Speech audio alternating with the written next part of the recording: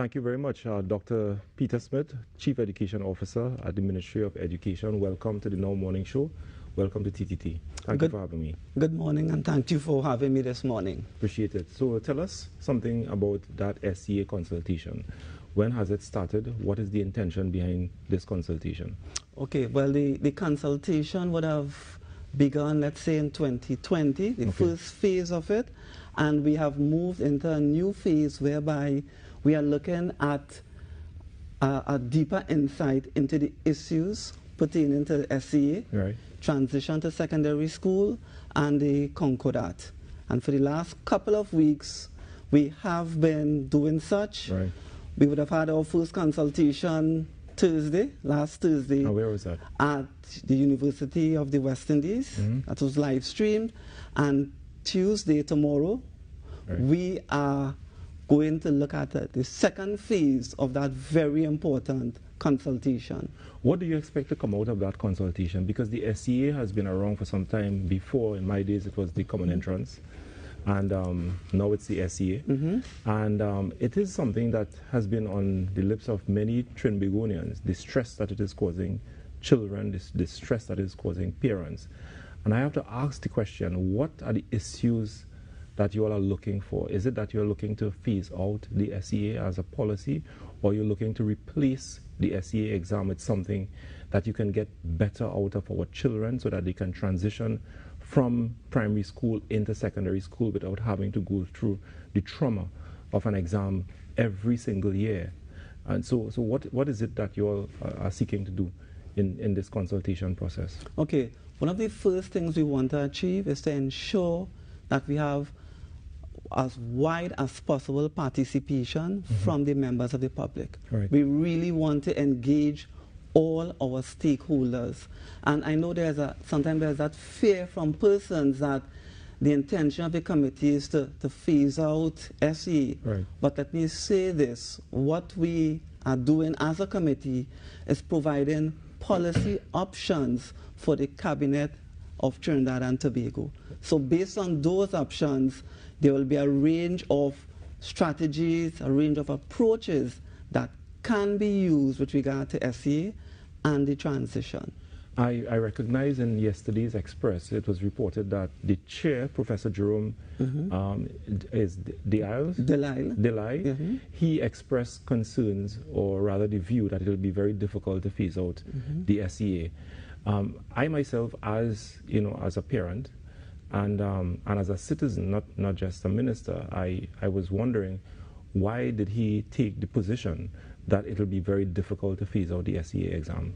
Okay, well, it's not so much that he would have taken the position, it's the view of the committee. Our society, if you look at how our schools are managed and organized, there's a substantial input from the denominational boards, and so it's not that simple a task to just simply remove. And one of the things we would have seen is that very often, sometimes we lay quite a lot of blame at the footsteps of the SEA when there are a host of other factors that we need to consider. Sociological issues. Yes. In the home, in the communities, etc. And I'm sorry to cut you here, because I'm a member of Parliament and I represent people.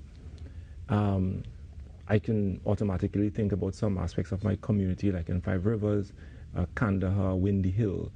I'm originally from Paramin, so I know of the challenges that exist here with some of our children growing up in rural communities. I can automatically think about Barrackpore, Penal, Siparia, Point Fortin, even Charlottesville. So some of the students that live there, can we agree that they are a bit disadvantaged when come to communities, for example, more affluent communities in parts of central Trinidad, West Trinidad, where parents have the resources to expose their children to the best education and thereby improving the possibility of some of those students getting access to some of our best secondary schools. Sometimes it might all be down to the relationship you have with your religious community, your church, your mandir, your mosque, as the case may be.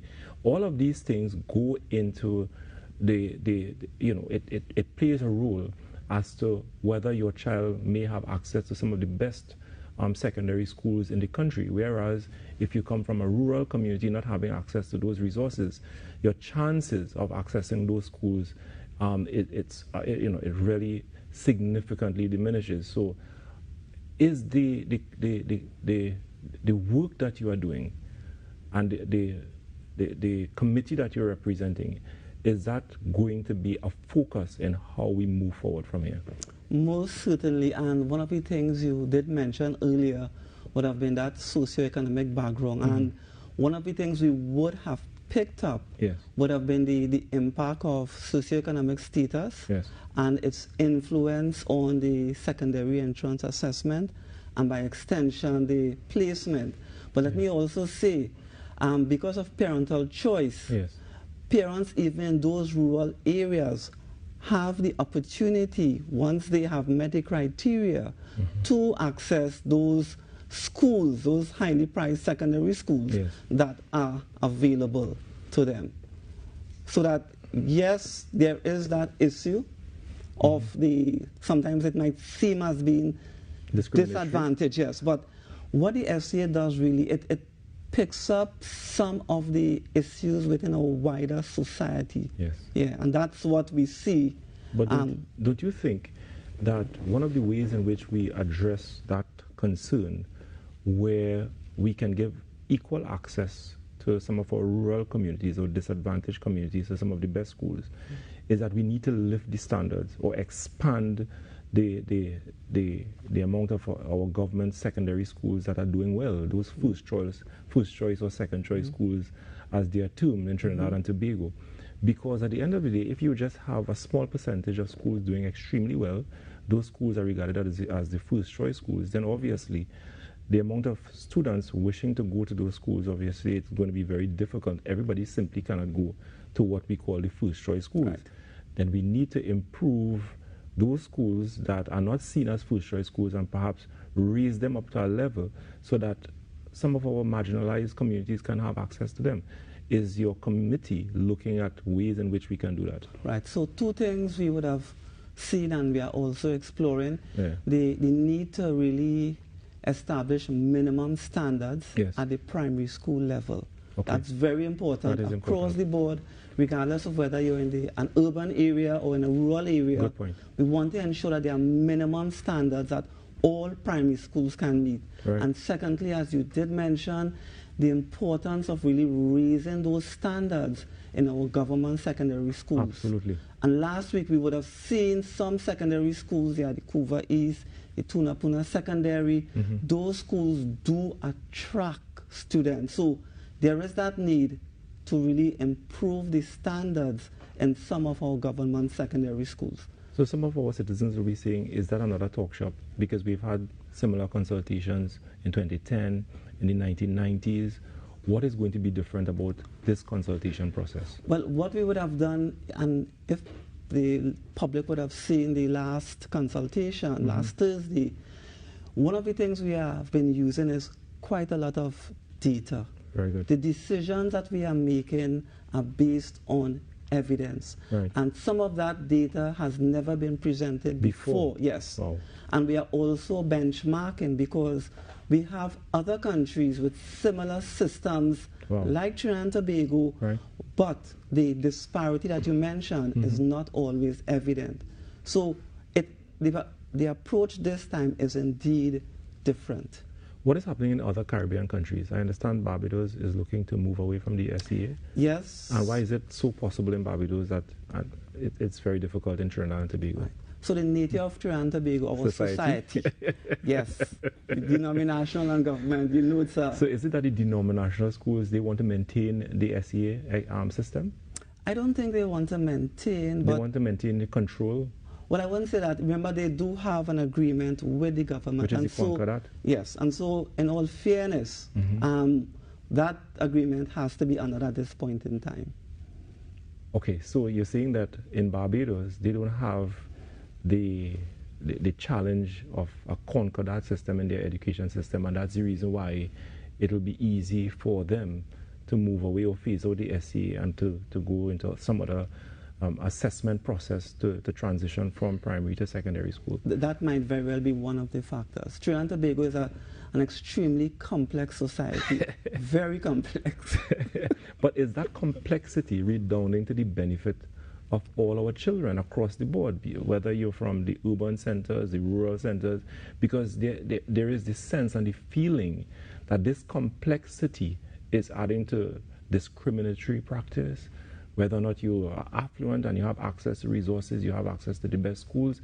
Simply, we cannot have an education system where people believe that if they are from a rural community, or if your family is not rich, or you don't have access to the church or religious bodies, that you simply cannot have the best education within the country. We simply cannot continue like that. Agreed, and hence the importance of those minimum standards at both the primary level and the secondary level, so that we sort of level the playing field as we go forward. So I'm hoping that, and perhaps you can assure the citizens of Trinidad and Tobago that the work that you all have set about yourself as part of government's policy, it will tackle some of the perceived inequality in our education system, especially as it relates to the transition from primary into secondary school. Most certainly, and when we presented the data last Thursday, there were a number of calls from the public in general for us to make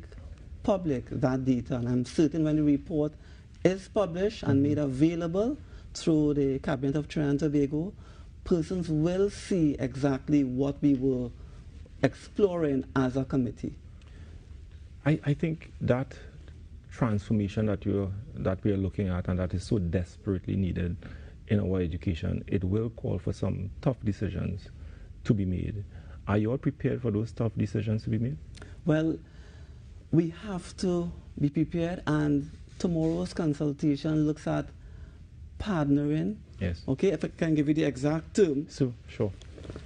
Change requires everyone working together. So it underscores the statement that you just made. Yeah. And going forward, we all have to work together for that common good for every child in Trinidad and Tobago. Is the committee prepared to go into some of our disadvantaged communities like Laventille and hear directly from our students and the parents, hear directly from the teachers and the challenges that they face, listen to the families and the issues that they face with respect to educating their children? Okay, so not just those disadvantaged communities, but all communities. In fact, tomorrow we will be launching that survey where we are asking parents as well as students to give their views on SEA, the transition, and Concordat. So persons will have the opportunity across Trinidad and Tobago to let their voices be heard. Okay, so you talk about a consultation process last Thursday. Can you give us some more details about that consultation? Is last Thursday? Yes, last Thursday. Okay. So what we would have done, we would have looked at the process for developing policy. We would have presented quite a lot of data in terms of, for instance, the average score that students who go to secondary schools under the 80% as compared to the 20%.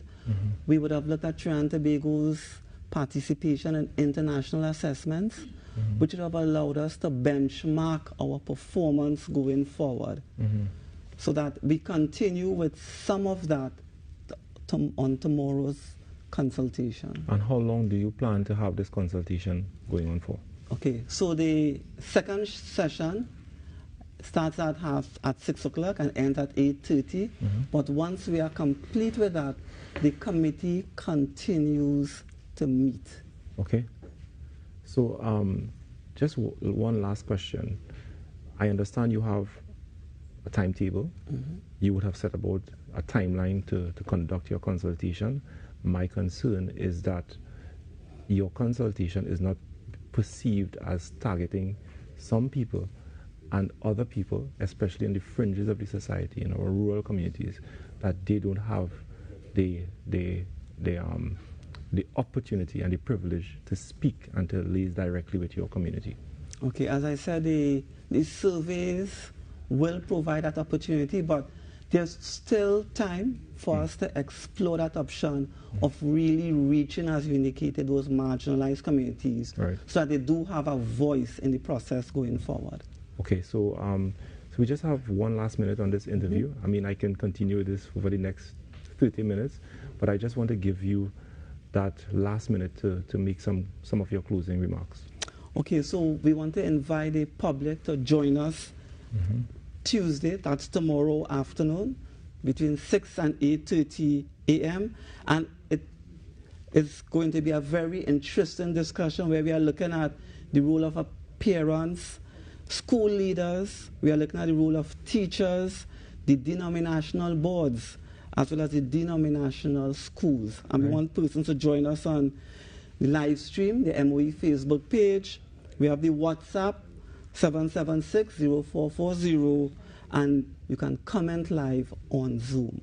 Thank you very much, Doctor, and I wish you all the best in your consultation, and thank you very much for your public service, your service to the people of Trinidad and Tobago. Thank you very much for having me here this morning. Well, Minister, not bad at all for your first interview. Of course, the SEA consultation is happening. It started on June 9th. It's going all the way to June 14th. You want to be a part of it, you can head across and stream and all that stuff. You have the flyer, actually. We can put up the information so that you can see where you can live stream, where you can WhatsApp your comments to, where you can comment in Zoom and all that good stuff. We take a quick break and we come back with more Inside the Now Morning Show. Stay tuned. When we come back, we're talking about the water improvement program, so stay tuned.